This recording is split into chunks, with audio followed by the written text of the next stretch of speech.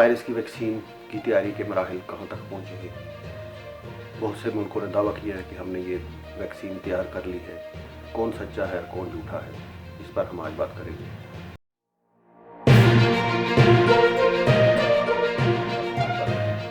السلام علیکم ناظرین، میں ہوں نواز جامی۔ کرونا وائرس سے لڑنے کے لیے بہت سے لوگ جو ہیں وہ مختلف ادویات کا استعمال کر رہے ہیں۔ ابتدا میں ملیریا کی دوائی کا بھی استعمال کیا گیا، جس کے فائدے بھی ہوئے اور نقصانات بھی ہوئے۔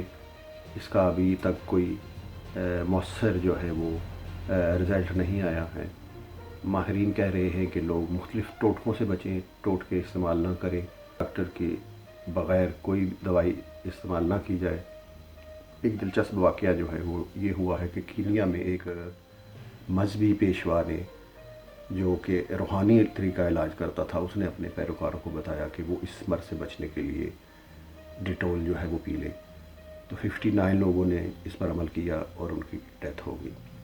تو اس لیے ایسے ٹوٹکوں سے بچنا چاہیے، احتیاط کرنی چاہیے۔ اللہ تعالیٰ ہمیں اس موذی مرض سے محفوظ رکھے۔ آسٹریلوی اور اسرائیلی ڈاکٹروں نے اس کی ویکسین کی تیاری کا جو ہے وہ دعویٰ کیا ہے کہ ہم نے یا تو بنا لی ہے یا اس کے بہت قریب پہنچ چکے ہیں۔ جنیوا میں ماہرین نے ایک پریس کانفرنس میں بتایا ہے کہ ہم اس کے ابتدائی مراحل میں ہیں، ہم نے اس دوا کی تیاری کے اچھے رزلٹ حاصل کر لیے ہیں، لیکن ہم اب انسانوں پر اس کا استعمال کرنا مناسب نہیں سمجھتے، کیونکہ جب تک اس کا بہترین رزلٹ نہ آئے ہم اس کی دوا کا استعمال کروانا نہیں چاہتے، کیونکہ یہ نقصان دہ بھی ہو سکتا ہے۔ تو وہ ان کا کہنا ہے کہ یہ 12 سے 18 ماہ لگ سکتے ہیں اس کی ویکسین تیار ہونے میں۔ اس دوائی کی تیاری میں جو ایک دعویٰ سامنے آیا ہے وہ ہمارے ملک پاکستان میں بھی ہوا ہے۔ پنجاب میں ڈاکٹروں نے اس کی دوائی تیار کرنے کا دعویٰ کیا ہے۔ وہ کہتے ہیں کہ ہم نے ایک ٹائی فش نامی دوا تیار کی ہے، جو کہ جس کے اچھے نتائج حاصل ہوئے ہیں۔